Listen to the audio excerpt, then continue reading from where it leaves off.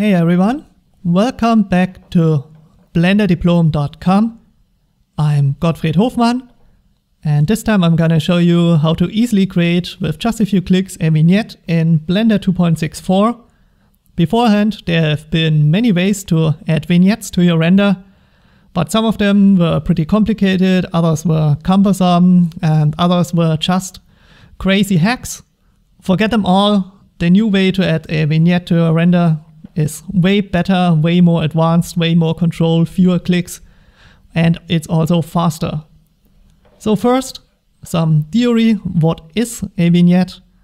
In photography, a vignette means that your picture gets darker towards the edges, and especially in the corners, it might even get completely black. And this way, you can direct the attention of the viewer. So if you want your viewer to look into this area of your image first, simply you can create a vignette that's bright here and gets darker towards the edges. So let's do it with this image. Let me add under Matte, Ellipse Mask, a new node that's recently been added to Blender 2.64. When you add it, you just see this rectangle here. You can, of course, change the rectangle, but when you want to look at it in the viewer node, you will see nothing. And that's because it's a mask, and to make it visible, you need to mix it with an image. So let's mix it with the render layer up here.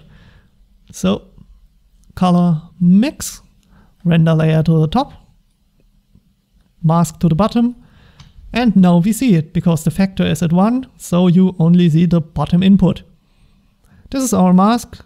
We can do quite a few things with it, but it's not that what I want yet. I want it to be that in the middle where it's currently white, there should be the image, and around the black areas, yeah, they should be just black. We can easily fix this by selecting multiply instead of mix. Now the white areas show the image while the black keeps being black, and we already got our vignette, but it's way too sharp, way too strong, and we can fix this by simply blurring the edges. So let's add a filter, blur node, select fast Gaussian. It's a good looking algorithm that's also very fast, and let's blur it. First I checked relative, so the amount of blur does not depend on the size of the image, and yeah.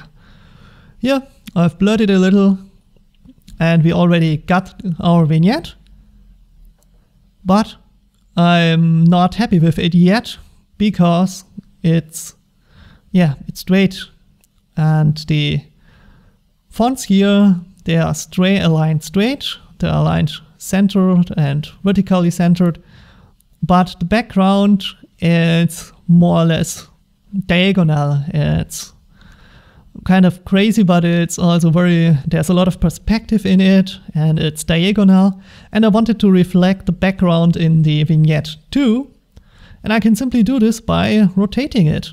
So let me click the ellipse mask and rotate it a little bit, and this way we're also rotating the vignette.